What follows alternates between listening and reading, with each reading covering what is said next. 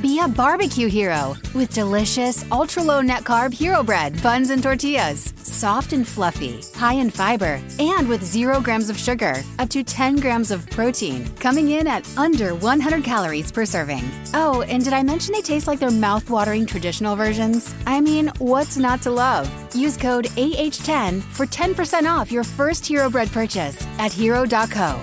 That's AH10 for 10% off at hero.co.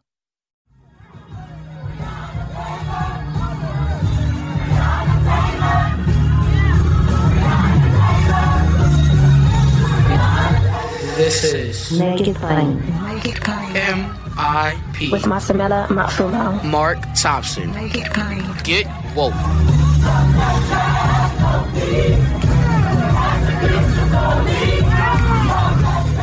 Ladies and gentlemen, another friend we've not talked to in too long, and we regret that. We're going to do better in the new year. But he has not stopped doing all the important work he's doing. I've always reminded people to support MediaMatters.org to get all the information you need about what's really going on out here. And there is a lot going on. Is Trump the only one who incited an insurrection? Did he get some help in doing that? We're going to explore that with the president of MediaMatters.org, our dear friend, Angelo Carusone. Angelo, hope you and yours had as blessed the holiday season as you could, and Happy New Year. Yeah, likewise. Yeah, thank you. So, Fox News, I mean, people demonstrated at the Capitol. It had an insurrection around what they said stopping the steal. Fox News helped to promote that there was a steal to stop in the first place, didn't it? That's exactly right. And, Trump he's a reflection of what is happening in the right-wing echo chamber. And that is obviously it's a lot of online, but it's also Fox. And, they, for some reason, because they're not as bad, on the surface as some of what we're seeing in these online communities. That doesn't mean that they didn't have a significant role. They validated, and manufactured the narrative that the election was stolen, and really helped it calcify. So in the 2 weeks after the election had been called, projected for Biden, Fox News undermined it either by promoting the conspiracy theories that it was stolen, or questioning the results, or suggesting that it wasn't over yet 800 times. 800 times, 2 weeks. That is, and think about it. There's a downstream effect. So it's not just people watching Fox News seeing that. Then you go online and you look, at the top 10 posts on Facebook, and half of them are Donald Trump tweeting out a Fox News story, or they are Fox News links being regurgitated through the right-wing echo chamber and reverberated. So the effect of that is magnified by the online landscape, but it is important to consider that they gave it a huge amount of uplift and oxygen. And I'll wrap with this, is that at the time, everybody was so, wow, Fox News called Arizona for Joe Biden on election day, that they were missing the damage that the channel was actually doing to the information landscape, how much poison they were injecting into the system, and how much they were propelling this lie from the fringes and the fever swamps right down the center of mainstream Republican politics. Mm-hmm, mm-hmm. And they've been trying to downplay the insurrection and the aftermath too, haven't they? So they don't have any responsibility. That's what they're really up to now, right? Yeah, I mean, they would make the case that the thing that struck me is, while the Capitol was still being attacked, so in the midst of this being attacked, Laura Ingraham calls into Fox News and begins to promote the idea that this is Antifa. The very first time there was anybody floating any of the Antifa conspiracies wasn't QAnon or an online forum, it was Fox News. Mm-hmm. She said she heard from sources that it was Antifa. And then obviously they talked a lot about tech censorship. And now, instead of talking about, any of the promotion, they're talking about the fact that this is actually done by left wing. And then they're immediately jumping over to attacking Vice President-elect Harris and suggesting that she needs to be impeached. And their argument is that she started the insurrection,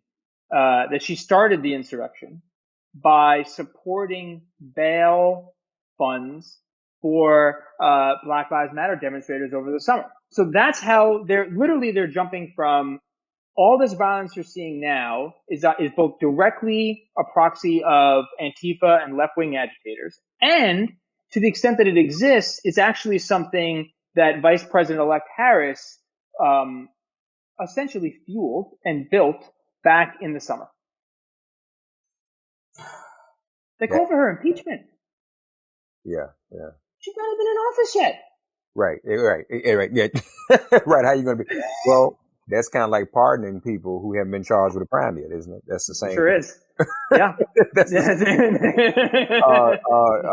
Which doesn't make a lot of sense either. So now, I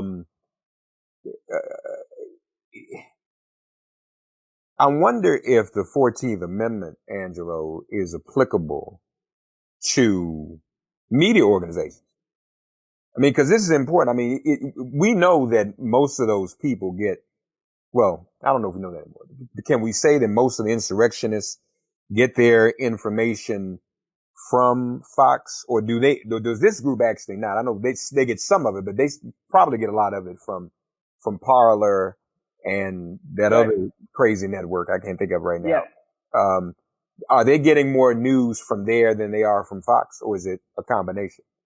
It's a combination. And that's where, when you start to think about what did Trump really do? What was the change? One of the big changes was that he was sort of merging and helping, build the convergence of, increased conspiracies and outrageous critiques and more traditional Fox News content. And by that, I mean, they say, well, where do they get a lot of information from?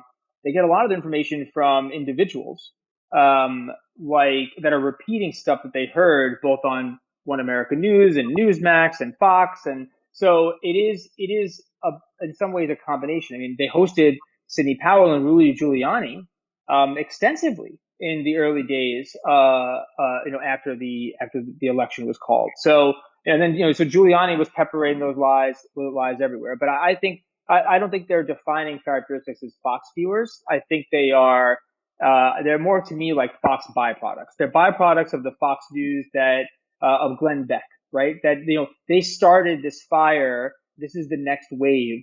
They don't even have to be Fox viewers anymore to be Foxed up. Yeah, right. These are the unruly offspring of Fox. Yeah, that's it. That's a good way to put it. Yeah. And what is the result of Parler being taken down the way it was? I want to deal with Parler because that was a big force in all of this. Do we know yet? I mean, how are these people able to communicate now? They before Parler had gone offline, a lot of them moved through to another communications tool called Telegram, which is basically just like a text messaging service, but it also has these things called channels, which are just groups, big group texts. And these groups have 10, 15, 50,000 people in them, sometimes up to 100. And so on Parler, as they were going offline, people were saying, follow me over here on Telegram. So a lot of them migrated over to Telegram, and that's not just reflected in what we were seeing in the tracking, but also, I mean, Telegram shot up to be the top app on the Apple Store because people needed to download it to get on it. So a lot of them moved over there. And then, many of them remain happy and comfortable in their Facebook communities. I mean, they're mostly private groups, closed groups. But Facebook has largely avoided any actual accountability. I mean, Facebook lied to everybody and still hasn't gotten blowback for it. They say they banned Trump. They're the only major platform that hasn't banned Trump. All they did was give him a 2-week suspension. And then they said after that, it's an undetermined amount of time. And when I was a kid and my parents gave me a nebulous punishment, I knew it was BS. Mm-hmm. I'd be back doing what I wanted in a couple of days. Right. Yeah. And that's it. I mean, without them, that being a permanent thing, if they're not doing it for that one, that they're not doing it for, they're not doing a whole lot of the other stuff that's not getting any scrutiny. Yeah. So they aren't completely devoid of a way to reach out to people. Media Matters also has a headline. Is it? Let me get this right. Apple Podcasts, Google Podcasts, is still running some at this hour, some QAnon broadcasts and podcasts. Correct? That's right. And I really struggle with these things because on the one hand, I feel like it's okay to have bad ideas, and also be awful. We shouldn't always have to go deplatform. On the other hand, and this is where I come down on the QAnon stuff, there's misinformation, then there's disinformation. And, disinformation isn't just that it contains misinformation, and misinformation is harmful. It's that it also has some inauthentic activity behind it. Something inauthentic, cheating. And cheating is different. You can't have anything, forget about how bad the idea is, you can't have an environment where there's cheating. And one of the things that I think is significant about the QAnon stuff on Apple, in particular, is that they made such a big to-do about how they got rid of all these accounts, which, by the way, were stoking. It's not a coincidence that a lot of the people that were arrested were QAnon advocates and adherents, because they really did believe that it was essential, that one, that this was necessary, two, that they had to do this, and that it was valid. They were one of the biggest proliferators of the conspiracy theory that Trump wanted this to happen. And so the fact that Apple goes out there, says they knocked these programs off, and then here they are still on there being distributed and streamed. And remember, it's not just that they get a platform, it's that these services recommend those shows to new people. So they're actually helping metastasize this. And to put a fine point on why this matters, and again, it talks about the Facebook, but elsewhere, this video dropped that people in Q groups were saying came from the White House. And it is a montage that makes it seem like they need to descend on the Capitol on January 20th in order to make sure that Trump is calling on them to descend on the Capitol on January 20th to sort of stop the Biden inauguration and make sure that Trump stays in power. It's total fabrication. Obviously, it's not from the White House. The video is heavily edited, like it's a total weird montage. But that's what the Q group is saying right now. It's that it's important for them to be there to show up for Trump on the 20th. So there's aside from how damaging the information is, the disinformation is, there's also very specific things right now that I think require a little more attention. Yeah, from the platforms.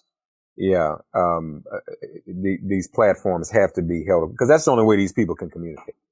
And if they're using these platforms to commit violent acts, then the platforms have to do something about it.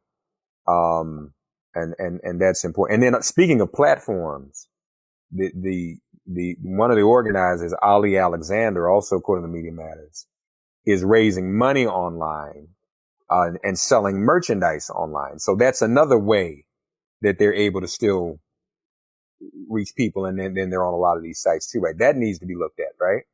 That's right. And, I think underneath all of this, and this is the part that these platforms disproportionately target civil rights, and social justice advocates. I mean, they are deplatformed all the time for under the idea that they're extreme. And they're not even violating the rules. It's that the right complains, there's a certain different sensitivity, right? These platforms are much more vigilant against going. So they do this work all the time. They've been systematically targeting civil rights groups and civil rights advocates and social justice advocates for years. Can't monetize, can't do that. You can't have a place on Facebook. So in this case, when somebody like Ali, who was advocating in December, he was telling people repeatedly that you need to be prepared to die on January 6th. He was telling people, that if you are not prepared to die on January 6th, don't show up. Don't come to this event with Representative Gozar tomorrow in your hometown because he doesn't want to see you either, right? That's the kind of, so when we look at this, it doesn't mean that everyone there was prepared to die, but you know what? You are appealing to a very specific type of individual when you start to advocate for that kind of stuff. Yeah. And when you tell them that this is not just a cause for Trump, but that this is a cause for Christ, that this is a holy war, that embedded within all of his appeals were this idea that this is it's the only thing you can do if you're a religious person. If you're a follower of Christ, you have to go and be prepared to die. And there's a lot of ways that he contributed to this moment, but certainly there were indicators that should have said that not only should this guy, at best, he shouldn't be monetizing that kind of stuff. The extremism, the appeals to violence, and then the flat out lies. There's just a lot of it. Yeah. So tell me more about that, because they called was his group the same one that was using the Jericho March kind of analogy, or was that? I know there were a number of different groups out there. I know they had a Jericho March and they were invoking God, but Ali was invoking God and Christ too. He was all the time. It's a central part of what he does. Is that underneath everything is this idea that he is an advocate for Christ. And before he was doing Stop the Steal, which was a Roger Stone project that Ali took over. One of his last big runs was against Representative Omar, and he rented an armored vehicle and drove around her town, basically trying to hunt what he said were terrorists connected to her. And he was on a holy mission for Christ, right? And so he had been brewing this. And where was he getting the money to rent an armored vehicle? Well, in some ways, there are obviously really far-right evangelicals that say, wow, this guy's a holy warrior. All right, here's $50.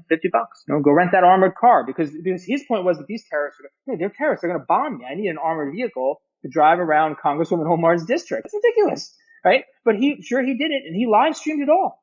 And people ate it up and were giving him more money throughout. And so, I think, for him, he was appealing to a base and an audience that was not just devout from a partisan or extreme political perspective and hopped up on lies and misinformation, but was also in some ways believing that their cause was so righteous that that there was a religious component to it, that they needed to have the kind of zealotry that you would have had during the Crusades, that this was a part of an epic battle, not just for the Constitution but for Christ. And I think that's a part of this that gets lost because so much of our world is politics, but he was organizing a very specific type of radicalized evangelical as well, in order to get a certain constituency there. What about what's going on YouTube?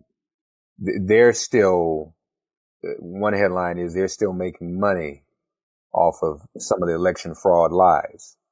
That's right. They monetize it and they run ads on a whole bunch of content about Dominion, about one of the biggest ones that was proliferating right after the results of the Georgia election, because of course, according to the same group that was stolen too. For Georgia, it's a new theory. They blamed it on Italians. They said there was a cadre of Italian teenagers that flipped the vote in Georgia. That's that. And this is the kind of stuff that they're on. So it's like fun. It's one thing that YouTube has it on there. Okay. It's another thing that they're recommending it. That's a problem. And then they're monetizing it. And the part that I always find strange about this is that if you went to Google and you searched for something, okay, election results in Georgia, and you got the same, if your Google search results looked the way that your YouTube search results did, Google would go out of business because the results would be ridiculous. But yet for some reason, when it comes to YouTube, all the ways in which they order information go out the door. So on the one hand, they don't even try to correct for things that they know are blatantly incorrect. Disreputable sources shouldn't be getting the top hits in the search results, and they shouldn't be getting recommended as if they're authoritative. But then worse, they monetize it because they know that kind of awful stuff gets clicks and views, and as a result, they make money.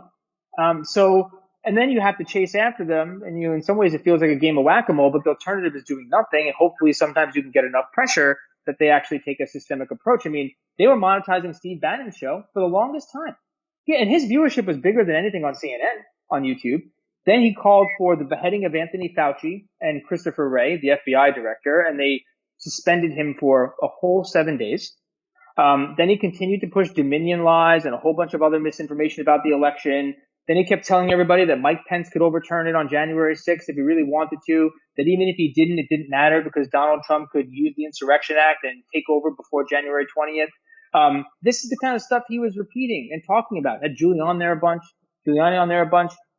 And then right before they storm the Capitol, he says in one of his broadcasts, all the people down there need to ask themselves, have you done enough for Trump? Have you done enough for the cause? Because if you're standing there and you're not doing something that needs to be done to make sure that they hear your voice, that they see how mad people are that the election was stolen, then he's going to lose and it's going to be your fault. You haven't done enough. Hour later, boom, they hit the Capitol. Was it his fault for that comment? No, but he's a part of it. And part of the problem is YouTube didn't just say it's okay for you to break the rules, because ultimately that's what I have a problem with. They have rules. They gave a pass to a whole bunch of right-wingers who they knew were pushing extremism and bigotry and disinformation. So not only did they give them a pass, but then they made a buck off it and they gave a cut back to these people. What's that about? Where's Alex Jones in all of this? You know, his deplatforming took the temperature down a lot, and that happened a couple of years ago after the Sandy Hook stuff. But Ali Alexander, his biggest footprint comes from Alex. Jones had been a huge proponent of it. And then the third piece, and I think this is a part that's a really big deal that got lost a little bit. Early in December, there wasn't any money for the January 6th event. Alex Jones fronted it.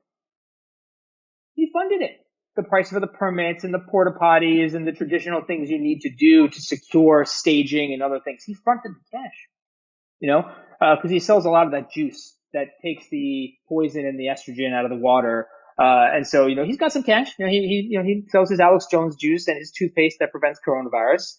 And so, which is a hoax. So it's kind of an amazing product that's what he sells. But he had, I guess, some extra cash and he fronted it.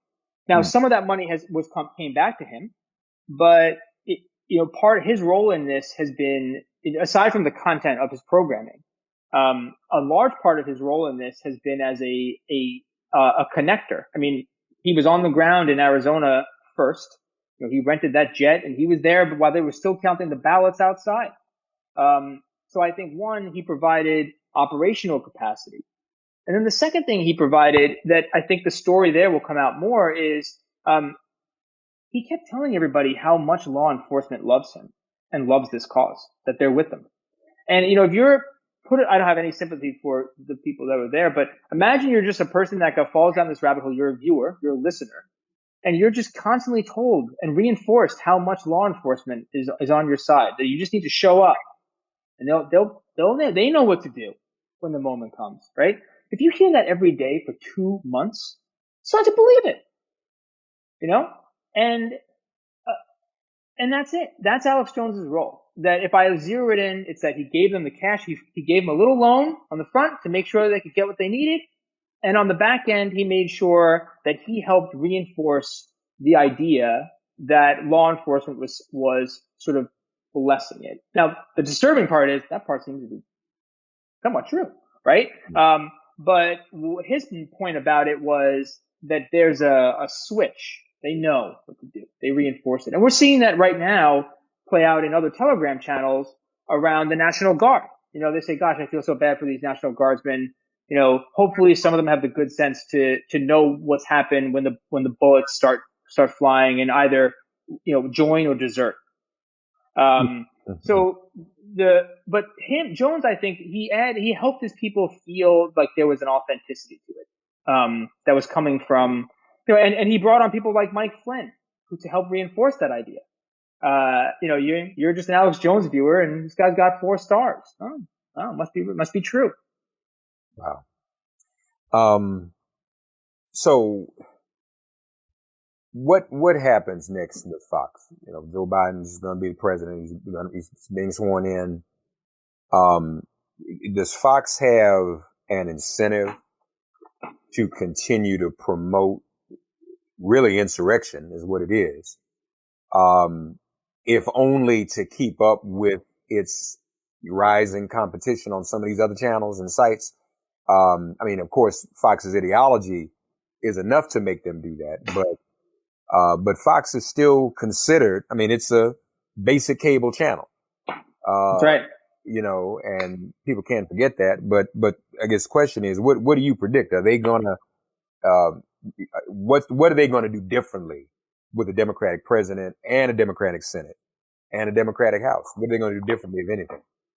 They're going to get, I mean, if this was a week ago, I would have predictions, but it'd be harder to really feel confident. They told us what they were going to do this week. They cut their program, they cut their news, what they call their news programming, which is basically just their softer opinion programming. And they added more hardcore hosts to primetime. So they've actually doubled down on the Sean Hannitys and the Tuckers. So that they've added more of that to their lineup, which starts on Monday. And they've cut the news programming back a little bit. So to your point, it seems like they're starting to steer the ship in that direction. They're like a meteor getting closer. They're burning brighter. They have competition from others now in terms of viewership. Their viewership is declining because they're getting attacked from all sides. I think they're going to repeat. Ultimately, I think their theory, and this is what I heard from people who were talking to Fox executives, was that they think they could just ride this bumpy period out, and that ultimately most people will come back to Fox because they can center themselves as the voice of the opposition, which is what they did in 2009 when President Obama came to office. Right. And so what I think they're going to do is systematically attack appointees. So we're going to see them go after one after another of these nominees as they go through the confirmation fights in totally disingenuous and aggressive ways. I mean, we're starting to see that now with the Department of Justice civil rights head appointment. You know, they're calling her a black supremacist, and almost all of their attacks are focused on this one individual, which is what we've seen in the past when they go after somebody, Kevin Jennings, or when they went after Shirley Sherrod, who was a Department of Agriculture employee. She wasn't even a super high profile person. Right. So, you know, this, I think that will help them. I think ultimately, though, they're going to really find two things of great struggle. One, last week, they called a meeting of their advertisers because they're having a panic. They really are suffering badly. And what they told them was that Fox's brand was safe because by comparison, the negative sentiment about Fox News is not as high as the negative sentiment was about Boeing after the second 737 MAX plane crash 2 years ago. What? That is they took the highest possible bar, and they literally compared the brand sentiment. They said, here's Fox and here's Boeing 2 weeks after the second plane crash, and it was proved that they were involved, that they knew that these planes we're safe. Because that is the critical mass of which you run into real problems. That was I'm not even joking. I'm laughing because it's hilarious. This is actually a presentation that they gave to their advertisers, which was, we are not Boeing after the second 737 plane crash. They didn't even compare themselves to Boeing now. They compared themselves to Boeing in the period right after the second plane crash, and it was proved. So they know that they have trouble, which tells me that they're going to go all in on the cable fees. And they have Newsmax and One American News nipping at their heels. But I do think that there's been a shift now, and we will see, I'm even starting to see New York Times today. Nick Kristof wrote an article saying, when are we going to start looking at the cable companies and what they're doing with, Fox News and some of these other disinformation sites, which is something that you and I have been talking about for a while. Mm-hmm. That now we're starting to start to seep into the mainstream. And so I think that there will be some friction for their revenue growth plan, which is ultimately what they need to survive. So do I think they're going to get worse on a content level? Yes. Do I think that that's going to only speed up the possibility for lasting accountability? I sure do. The fees, though, where are we on that? You mentioned the fees. So it cuts both ways. So COVID basically disrupted all of their renegotiations. So they had a sequence of renegotiations lined up last year, starting in the spring.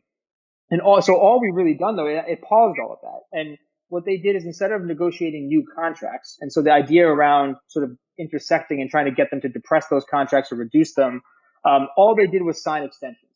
And to later this year and rolling into next year. So they basically paused the clock last year. And so most of their, about 60% of their revenue, probably about 55% now. I think one contract went through right before COVID hit, still is up for grabs. And they'll start renegotiating in earnest in a couple months. And this is, so even the more conversation and the more pressure around it means that cable companies have to sit across the table and say, no, we're not going from 250 to 350, which is what Fox is trying to get everybody to do, is go up to 350. Mm-hmm. That is almost as much as ESPN is. Mm. And then that's how they stay financed. How did the advertisers react to that presentation? Do we know? I mean, they reacted by immediately leaking it to the press and in incredulity. They could not believe that was actually the pitch. In fact, I think it inspired more panic because, I mean, it's a joke, right? I could not have given a better press. That's like something I would do, and all I do is attack Fox's advertisers. I would say, look at this. Fox is almost as high as Boeing was. I mean, it is the most absurd thing I can imagine. I don't understand how anybody there thought that was going to help them. They called the meeting. It's not even like they needed to have it. They requested advertisers and media buyers to watch this presentation. And the pitch was, we're not Boeing. It's stunning. I mean, it actually is stunning. And I think the reaction was for them to immediately they leaked it because, and I think the response was that it did cement a lot of the concerns that they had. And if you notice, and I find this part to be very interesting, the next day, Jeanine Pirro's shows on. This presentation happened last Friday. Jeanine Pirro's shows on. She was one of the major people that was one of the things that the advertisers were concerned about. Jeanine Pirro opens her show by saying, everybody that thinks it was Antifa at this event on Wednesday is wrong. We need to accept the fact that these were Donald Trump supporters and they were bad people who did bad things. What? It's like the most sensible thing she's ever said. Right? And the reason she said it isn't because she's had some sudden epiphany.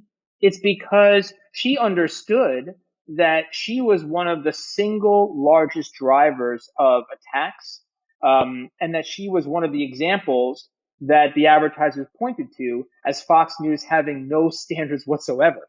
And so she opens her show with this very grand claim. Some people praise her for it. Okay. But that was a performance. To try to, it wasn't out of nowhere. And that's the part that I love about some of this stuff is that you can see the power that, that just the commercial interest can have when just didn't even do anything. They didn't even run away from her show. They just complained. And watch how quick she did a 180. And I do think that it is evidence of this sort of one layer of vulnerability there that I maintain it really exists and is only growing. Folks, as always, we got to keep up with all of this, and we invite you to do just that. MediaMatters.org with the president, Angelo Carusone. Angelo, as always, thank you, buddy, for keeping us enlightened, and congratulations and Godspeed to all the people working hard at Media Matters. So they watch this stuff and document this stuff, so you don't have to. You also give them a little support, MediaMatters.org. Thanks, Angelo. Thank you. Thanks for getting woke and listening to Make It Plain. Please remember to listen, like, subscribe, and wherever you get your podcasts, please give the show a 5-star rating. And please do spread the word. Let's all continue to pray for each other during this pandemic and this police-demic. If all hearts and minds are clear, it has been made plain.